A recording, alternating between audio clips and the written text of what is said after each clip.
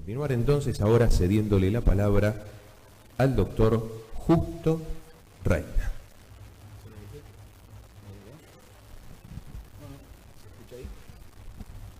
En primer lugar, el agradecimiento al Ministerio de Política Fiscal, a la Maestría de Derecho Administrativo, en las personas del profesor Pablo Galdín y de Pablo García Bottellani, en especial al coordinador académico Juan.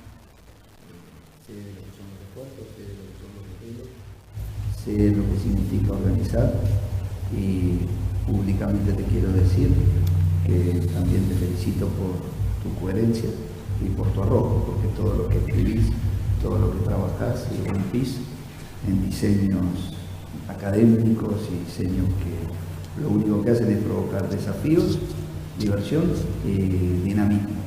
Por eso me adhiero mucho a tu metodología de trabajar y te lo agradezco desde la Asociación Argentina de Derecho Administrativo, y sabes que personalmente coincido en ese sentido con lo que planteaba Fernando. Estas son reflexiones que debemos tener entre todos para formular propuestas en aras de debate. Si vemos cómo lo planteaba recién el coordinador, creo que desde el punto de vista del procedimiento administrativo clásico y del procedimiento administrativo de la tercera generación, yo quiero formular algunas propuestas complementarias del procedimiento administrativo de tercera generación, no en el fundado en la legalidad, que lo ha descrito muy bien Diego, sino desde el lado de la propuesta complementaria, pero no inclusive como desde la visión de la administración servicial o cooperativa. Yo preferiría ser más clásico y pensar a lo mejor en la administración siendo más clásico, pero más irreverente, si es posible la calificación. Desde la administración por objetivos y desde la administración por valores. Porque si uno lee el material de Javier y si uno lee todas las propuestas, en términos generales las propuestas de los procedimientos administrativos de tercera generación se anclan en definitiva en una cuestión que es válida, me parece, que es desde una raíz del modelo de Estado de Derecho Legal, que es el del ámbito de las potestades, de las habilitaciones. Creo que en definitiva, aún en el procedimiento de la tercera generación, en la búsqueda de la formulación de programas o de planeamientos, siempre estamos pensando con el desvelo de la estructura de la sociedad estructurada, cerrada y vertical de las habilitaciones legales. Siempre pensamos en la armonización sistémica y en encontrar las herramientas desde lo general hacia lo particular. Yo desde hace un tiempo esta parte vengo pensando más en mis desvelos pasan por situaciones individuales, por derechos de incidencia colectiva, por derechos económicos, sociales y culturales. Cuando lo escuchaba en España al profesor Enrique Rivero Isern, él dice que la clave de bóveda de la Constitución española está en la dignidad de la persona humana. A mí es como que me da la sensación, coincidiendo con algunos jóvenes profesores, a mí me parece que la clave de bóveda, utilizando la expresión de él, del derecho administrativo del siglo XXI está en los derechos económicos, sociales y culturales. Y siendo más preciso, diría que la partícula de Dios, de este derecho administrativo, está en el núcleo mínimo o existencial de los derechos económicos, sociales y culturales. Y esto no es porque uno lo diga desde el punto de vista filosófico, que lo puede decir. Cuando se mide la pobreza, que hay que celebrar cómo se mide la pobreza ahora, los índices que se vuelcan, pero es sobre un modelo economicista de medición de la pobreza, es sobre los ingresos, los costos de los productos. No hay una medición de la pobreza desde lo que la filosofía contemporánea trabaja sobre el umbral ético de la pobreza, desde las capacidades y de las destrezas, digamos, y desde una serie de exigencias que se necesitan, no solamente los logros funcionales, sino también en la búsqueda de otro tipo de cuestiones que hacen al desarrollo de la persona humana, en su vida, en sus sentimientos, en su libertad, con la seguridad, la facultad de movimiento, la educación, es decir, parámetros de medición de pobreza que nos pueden llevar a considerar que uno es un excluido social o un pobre. No me importa si se llama pobreza cero o no me importa si se llama inclusión social. Creo que es un mandato constitucional que viene del 75, inciso 22, que cuando incorpora el Pacto Internacional de Derechos Económicos, Sociales y Culturales, los incorpora en las condiciones de su vigencia. y las condiciones de su vigencia nos mandan a las observaciones generales del Comité de Derechos Económicos, Sociales y Culturales. Y allí tenemos el reconocimiento por este intérprete del Pacto de las Condiciones de Vigencia de la categoría del núcleo mínimo existencial, que es aceptado por la Corte Suprema, la validez como fuente de derecho e inclusive como categoría. No es solamente un problema de reconocimiento jurisdiccional. La Corte en sus planteos habla de lo que es en estos casos donde aparece un ciudadano reclamando en su núcleo mínimo existencial, aparece la Corte diciendo que es una relación jurídica compleja, en donde el legitimado activo es la persona afectada y el legitimado pasivo directo es el ente público al que se reclama, y el indirecto es el resto de la comunidad que reclama idénticos o intereses diferentes. Entonces, en los términos de Carlos, en cada conflicto individual hay una tensión de Carlos Balbín, hay una tensión de derechos versus corporaciones incorporadas.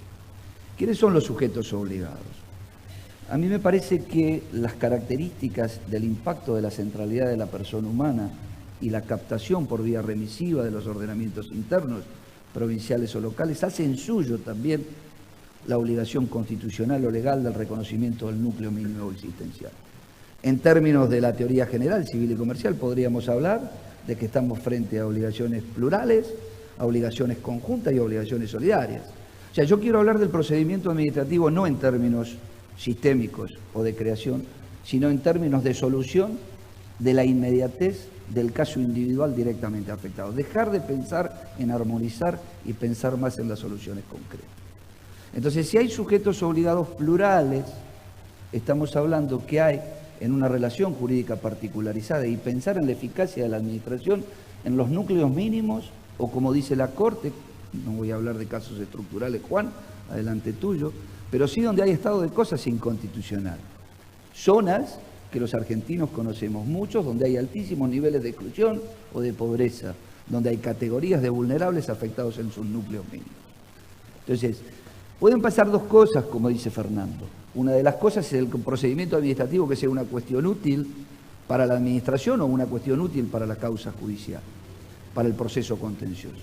A mí me parece que en términos jurídicos y en términos relacionales y de obligaciones, hay un imperativo constitucional de responder una obligación jurídica plural de distintas administraciones que concurren en un caso individual de afectación del núcleo mínimo o en un caso de incidencia colectiva donde hay un estado de cosas inconstitucional.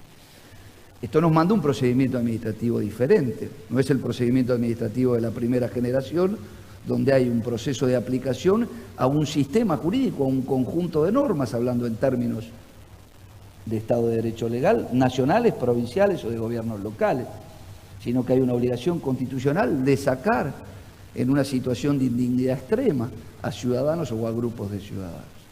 La técnica del procedimiento que yo propongo en alguna es la técnica del procedimiento administrativo que se denomina multidimensional, cuyo objetivo en realidad es una técnica de un derecho administrativo diferente, derivado de obligaciones conjuntas, si lo quieren, o de principios constitucionales. Pero en realidad la responsabilidad de este procedimiento, de esta técnica administrativa, es la organización y puesta en funcionamiento de una red interadministrativa pública-privada, cuyo objetivo y finalidad es atender el núcleo mínimo existencial, individual o de incidencia colectiva afectado en un caso. Entonces, el secreto en realidad para la constitución de la red es organización y puesta en funcionamiento.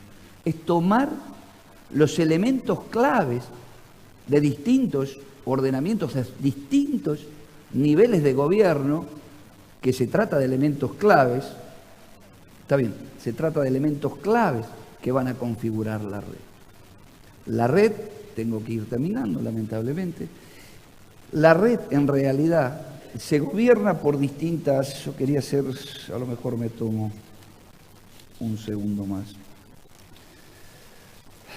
Quiero hacer referencia a dos cosas. El método no es el método constructivista o el método de la dirección como habla Javier Barnés, es el método de la coconstrucción, como trabajan ahora lo más avanzado en la ciencia de la administración, donde todos los niveles de gobierno políticos, es decir, los actores son los funcionarios de calle, los niveles políticos de los distintos niveles, en los 3 niveles, nacionales, provinciales y municipales, y la sociedad, porque es de sustrato participativo. Además se pone en jaque el principio de separación de poderes y es necesaria la participación parlamentaria para atender estas situaciones donde todas las organizaciones estatales de todos los niveles están obligadas.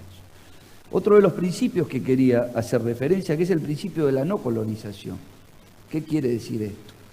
Esto es un diálogo entre sistemas, es un procedimiento administrativo diferente, que se piensa en términos, no de la conferencia de servicios que está estructurada sobre las competencias concurrentes, inclusive que se presenta en el procedimiento administrativo santafesino como que podrá desde el punto de vista facultativo, sino creo que estamos frente a una obligación histórica de imponer una actuación conjunta y obligatoria para estos niveles de las situaciones de calle, de niñez Pero el principio de la no colonización significa que en este ámbito estamos en un ámbito de sistema de fuentes circulares o de rulos. Y acá hay un principio que no hay un poder de imposición del económicamente más fuerte o del jurídicamente más fuerte, sino que es verdaderamente un diálogo intersistémico gobernado por la efectivización de los derechos fundamentales como mandato constitucional del Estado Constitucional de Derecho. Nada más, muchas gracias.